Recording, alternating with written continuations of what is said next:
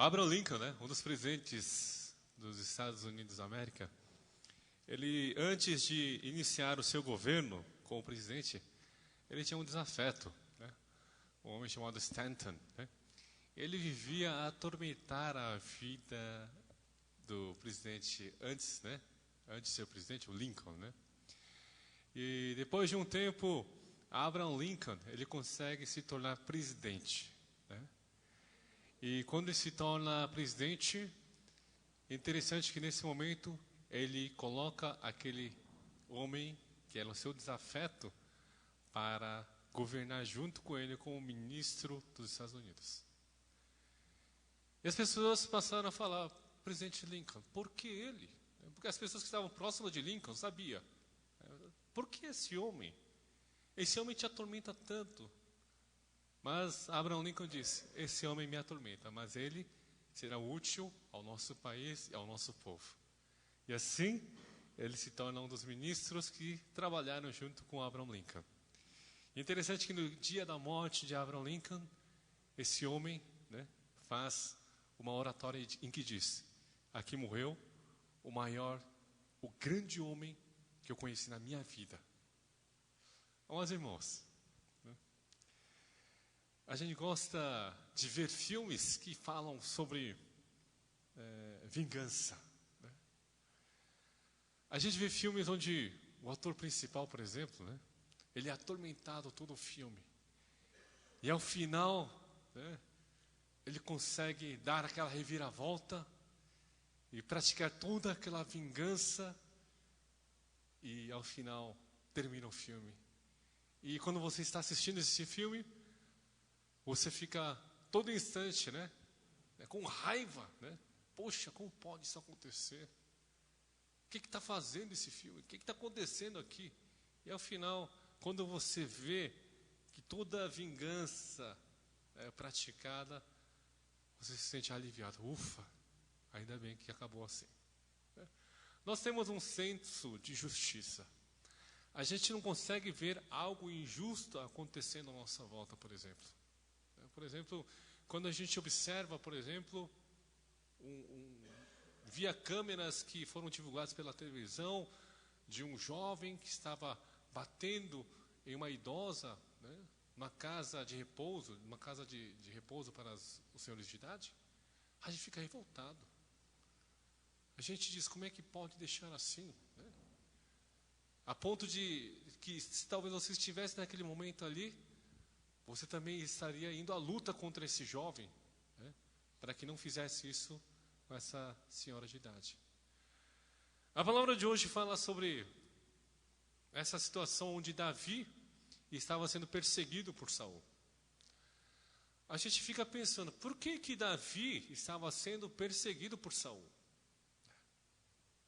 Davi foi o homem que fez um grande favor a Saul, irmãos. Não foi? Nós sabemos, de acordo com a história, né, contada pela Bíblia, Saul estava diante de uma situação muito difícil, pois havia um homem gigante, chamado Golias, que estava à espreita para lutar contra o povo de Israel. E ele clamava para todos aqueles que estavam ali, venham, quem será o homem capaz de me derrotar aqui? Nós sabemos que Saul estava temeroso diante dessas situações. Amados irmãos, imagina. E diante dessa situação que nós observamos, aparece um homem chamado Davi. Um menino, né, praticamente, na época. Ele vem diante de Saul e diz, eu vou lutar contra esse homem. E nós sabemos que a vitória, né, foi dada a Davi, através do nosso Senhor. Davi consegue vencer Golias. E a partir disso, né, começam o quê? Os ciúmes de Saul em relação a Davi. Irmãos, como é perigoso esse sentimento, né, de ciúmes em relação a alguém. Veja, Saul era um homem que deveria estar elogiando Davi todos os dias.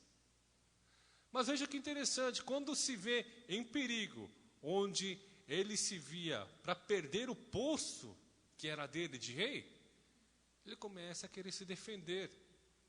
atacando Davi. Irmãos, Davi fez apenas coisas boas para Saul. Ele batalhava em guerra, voltava vitorioso em guerra, lutando em nome de Saul, irmãos. Vocês estão entendendo essa situação? Mas agora, Saul está levando 3.000 homens. O versículo 2 nos diz: tomou então Saul 3.000 homens, escolhidos entre todos o Israel. Imagina, quando Saul escolheu 3.000 homens, eu acredito que ele escolheu esses 3 homens a dedo. Ele deve ter escolhido os melhores que estivessem ali para batalhar, para lutar e para perseguir apenas um homem chamado Davi. E foi o encalço de Davi e dos seus homens nas faldas, das penhas das cabras monteses, né? E chegou a uns currais de ovelhas do caminho onde havia uma caverna. Entrou nela Saul a aliviar o ventre, né? Ele foi a fazer as suas necessidades fisiológicas, né, nessa caverna. E quem estava lá nessa caverna, irmãos? Ora, Davi e seus homens estavam assentados no mais interior da mesma. Mais ao fundo dessa caverna se encontrava Davi e seus homens. Que interessante, irmão, né? Ele era perseguido, né? E esse homem que estava perseguindo ele, que se chamava Saul, ele entra na caverna sozinho, claro, para fazer suas necessidades fisiológicas, sozinho. Quando você observa assim a situação, você imagina, poxa, Senhor Deus, muito obrigado, muito obrigado. O Senhor é um Senhor de justiça. E agora irei fazer a tua vontade. Na verdade não é a tua vontade, é a minha vontade, né? Imagine o coração de Davi. Imagine você ser perseguido, irmãos. Você foi perseguido por alguém? Imagine quando você é perseguido por alguém, irmãos. Aquela pessoa toda hora insistentemente quer atrapalhar a tua vida. Quer arruinar a sua vida. Imagina, irmãos. Você diz, Senhor, como é que eu faço aqui? A vontade é que você tem que essa pessoa suma do mapa, né? Que alguém dê um jeito nela. Imagina, Davi, irmãos, estava sendo perseguido por 3.000 homens. Imagina, será que era tão fácil? Será que... Eu acredito que Davi não conseguia nem dormir direito. Imagina, qualquer barulho ele já tinha que acordar, incomodado. Não é, irmãos? Pelo medo, tomado pelo medo de ser morto a qualquer instante, irmãos. A qualquer instante.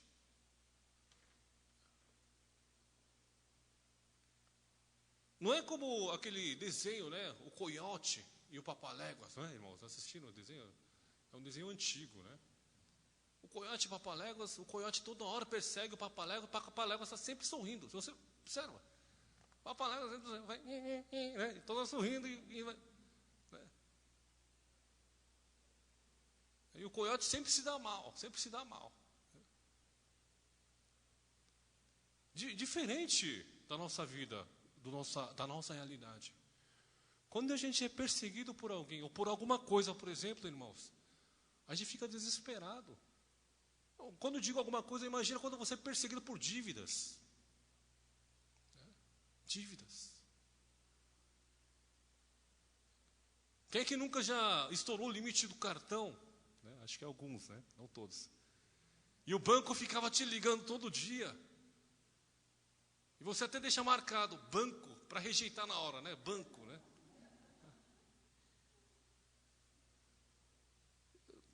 Por um simples telefonema a gente já fica desesperado, irmãos. Imagine quando 3.000 homens, todo um exército preparado, vai à caça, perseguindo a tua vida, irmãos. É um momento desesperador. A gente fala assim como se, olha como foi bom, uma bênção, e tudo correu de acordo com a palavra de Deus, a vontade do Senhor. Mas se você for olhar essa situação, a vida de Davi naquele momento, ele talvez se sentisse a pessoa mais sozinha desse mundo.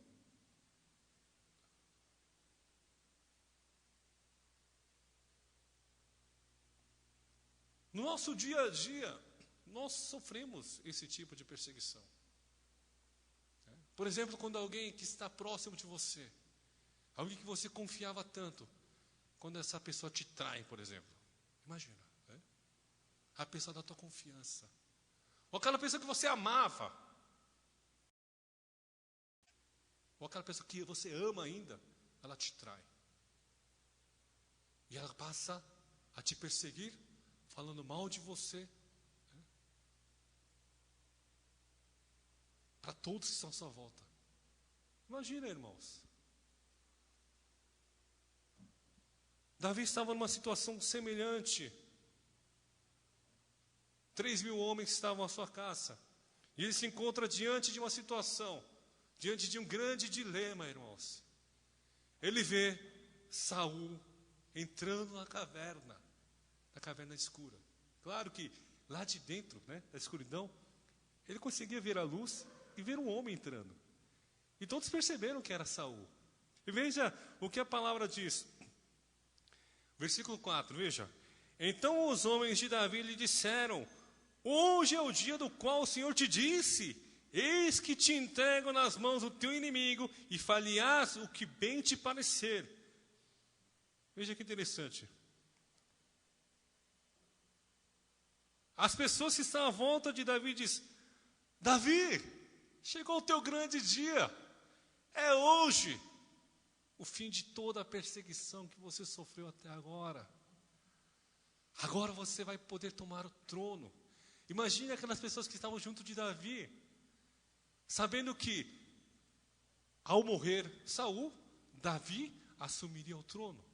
E por consequência disso, aqueles que estavam com ele também desfrutariam todas as bonanças que poderiam ser trazidas através do reinado de Davi.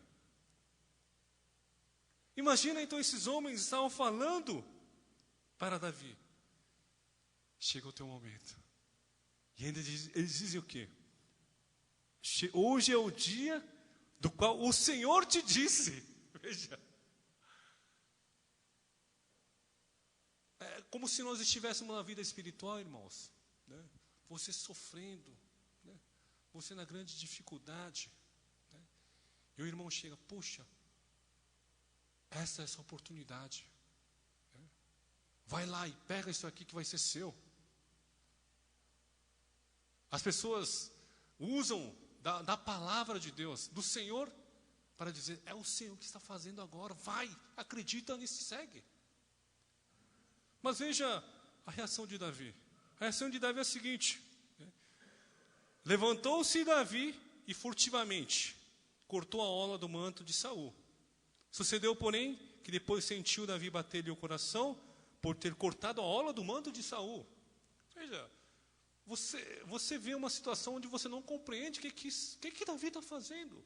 Se eu estivesse com Davi naquele momento, dentro da caverna, eu diria: meu Senhor, é agora a oportunidade de acabar com esse homem. Se o Senhor não for fazer, eu faço por você. Você não quer sujar a tua mão? Então suja a minha, eu acabo com ele. Você não faria isso, irmãos?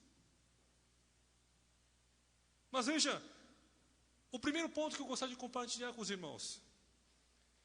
O versículo 9 diz assim: disse Davi a Saul: porque dás tu ouvidos às palavras dos homens. Irmãos, é o primeiro ponto. Não dê ouvidos às palavras dos homens. Oh, então, pastor, como é que eu faço? Como é que eu faço?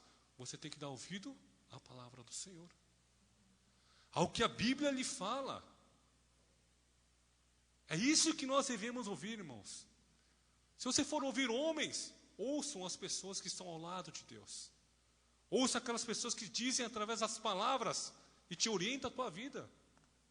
Não siga a palavra dos homens, a palavra dos homens deste mundo. Mas sim, siga as palavras que o Senhor nos dá. Ele não ouviu a homens, mas sim, ele ouviu a voz de Deus. Ele procurou a vontade do Senhor. E ele simplesmente corta um pedaço, né, do manto de Saul. E sucedeu, porém, que depois sentiu Davi bater-lhe o coração por ter cortado a orla do manto. Veja, Você fica imaginando, poxa, um homem como Davi, ele não tinha medo de Golias, irmão. Sabe o que é Golias? Um homem gigante que estava diante dele, não tinha medo, a gente vê os textos. Mas ele sentiu-se mal, apertar-lhe, bater-lhe o coração, por ter simplesmente cortado uma parte do manto de Saul, irmãos. Por que será que ele sentiu isso? Veja o versículo 6, o que diz. Ele fala a seus homens, e disse a seus homens: o Senhor me guarde de que eu faça tal coisa ao meu Senhor. Veja, ele ainda está falando de Saul, dizendo, ele é o meu Senhor. Irmãos, Saul era um homem que queria matar Davi, estava perseguindo, mas ele ainda o chama de Senhor. Não simplesmente isso, diz assim, isto é que eu estendo a mão contra ele, pois é o ungido do Senhor. Ele sabia que Saul havia sido ungido pelo Senhor, que ele foi colocado naquele posto, naquele lugar, através da unção do Senhor. E por isso, ele nada faria nele, mesmo ele perseguindo a tua vida, fazendo todo o mal que pudesse fazer. Amados irmãos, muitas vezes nós ficamos no dilema. Será que eu tenho que ouvir as vozes dos homens ou não? Porque as pessoas do mundo dizem, você terá oportunidades na sua vida, não as deixe escapar. E nos parece naquele momento ali, onde tudo parece conspirar a favor, que é a sua oportunidade. Mas é nesse momento que você tem que estar mais atento, para não ouvir a voz dos homens, mas sim ouvir a voz de Deus. Amados irmãos, toda e qualquer situação, ouça a voz de Deus. Ouça a palavra do Senhor. E veja o que Ele diz. Veja o que fala. Para que assim sigamos a vontade de Deus. Em segundo lugar, nós observamos Davi colocando a sua vingança não em suas mãos, mas sim nas mãos de Deus. Amados irmãos, tem pessoas que nós queremos, revidar, por exemplo, vingar. Poxa, seria tão bom eu poder vingar-me de uma pessoa que me fez tanto mal. Mas Davi coloca essa vingança nas mãos do Senhor. É Deus que deveria fazer essa vingança. E por isso, a gente observa, o capítulo 26, versículo 10, diz assim, eu vou ler para os irmãos. Acrescentou Davi, tão certo como vive o Senhor, este o ferirá, ou seu dia chegará em que morra, ou em que, descendo a batalha, seja morto. Então, ele colocou o juízo final nas mãos do Senhor. É o Senhor que vai fazer todas as coisas, não cabe a mim vingar-me contra ti. E assim, a nossa vida espiritual tem que seguir esse mesmo caminho. Seja qual for a pessoa que te faz mal nesse momento na tua vida, ou seja, quais forem as situações que lhe colocam como alguém que está sendo perseguido, coloque isso nas mãos do Senhor, nas mãos de Deus. A vingança não cabe a nós. A nossa luta não é contra a carne, mas é contra as potestades, contra os espíritos malignos. A nossa luta não é contra o fulano ou cicrano, mas a nossa luta é contra o diabo, contra o Satanás. Amados irmãos, quando você tem um relacionamento dentro da igreja, é normal nós termos divergências. As divergências acontecem. Recentemente, na Coreia houve o impeachment, e houve também a prisão da presidente coreana. Não sei se os irmãos observaram pelos sites. E um pastor falou para mim que na igreja estava tendo muita discussão política. E no momento da refeição, haviam os que eram a favor ao impeachment e aqueles que eram contra o impeachment, né? E falou que começou uma discussão tamanha que aquilo virou uma briga dentro da igreja. E depois disso, a igreja, as pessoas passaram a vir e cada um sentava no seu canto. Aqueles que eram a favor juntavam-se com aqueles que eram a favor. Aqueles que eram contra sentavam-se com aqueles que eram contra.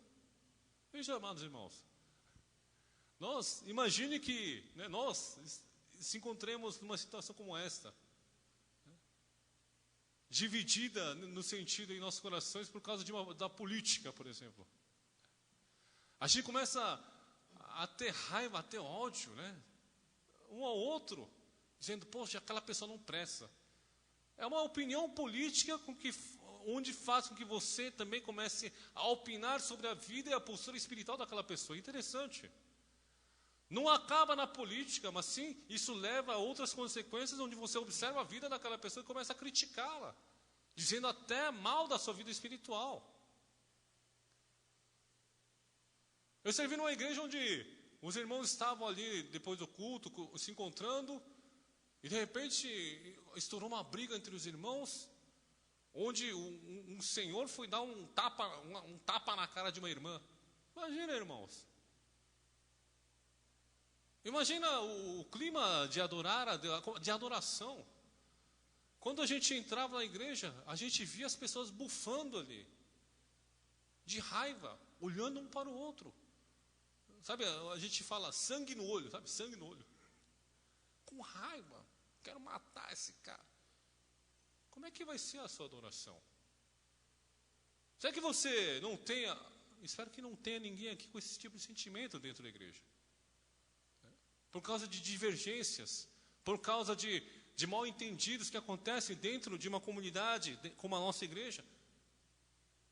Que não haja pessoas com raiva, com ira. Mas isso acontece, irmãos, é o convívio humano, isso é normal. Mas veja o que a palavra diz em Mateus capítulo 5, versículo 23 a 24. Diz assim, se pois, ao trazeres ao altar a tua oferta, ali te lembrares de que teu irmão tem alguma coisa contra ti, deixa perante o altar a tua oferta e vai primeiro reconciliar-te com teu irmão. E então voltando faz a tua oferta. Vocês compreendem, irmãos? Imagina você adorar a Deus e você toda hora olhar ali, né, na tua visão, aquela pessoa que você tanto odeia.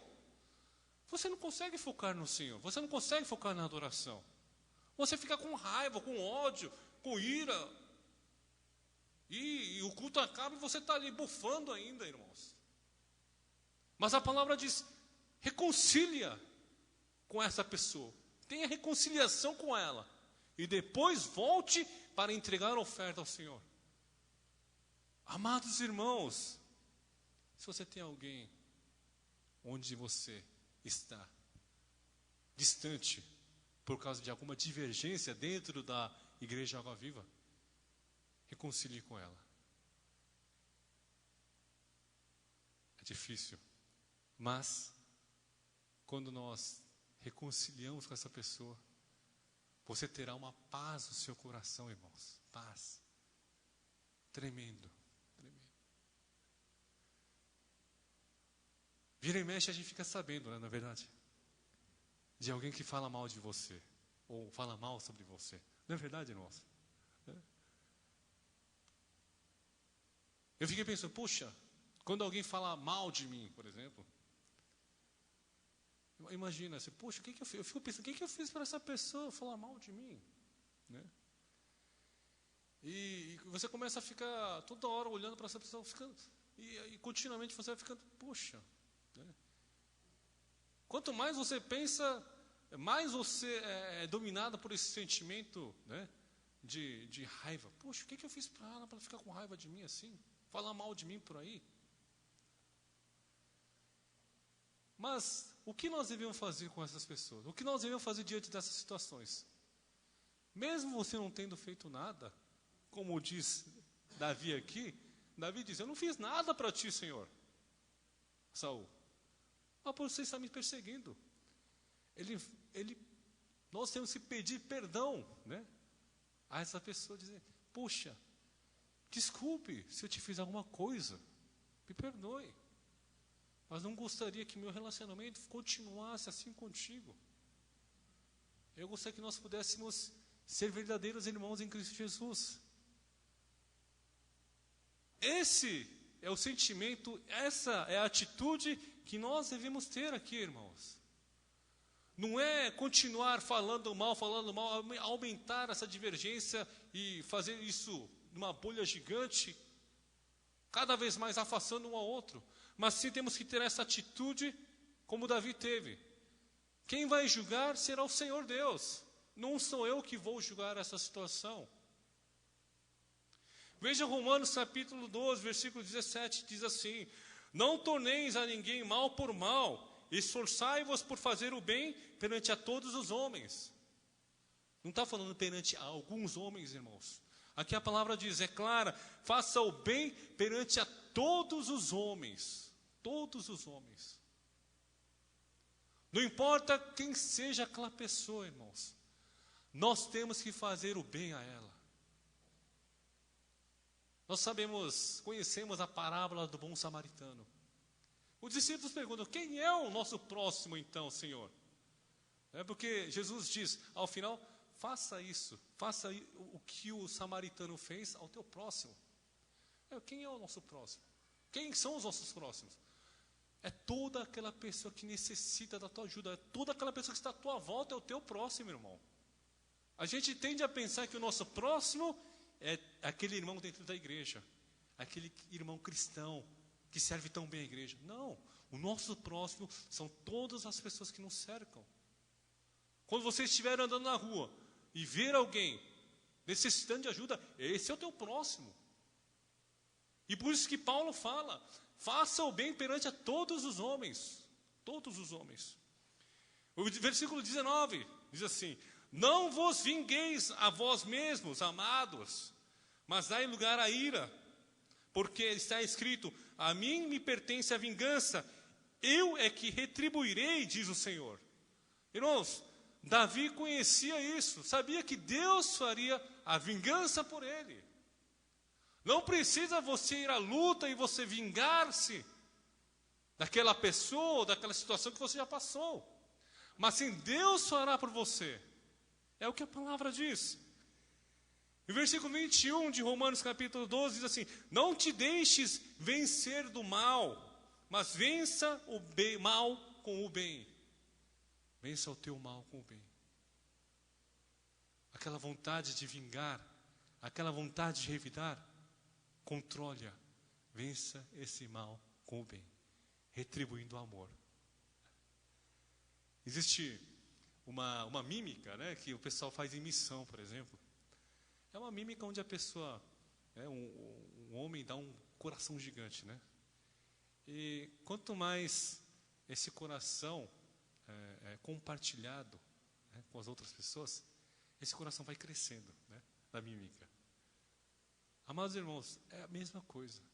Quando você compartilha raiva, isso vai gerar mais raiva àquela pessoa.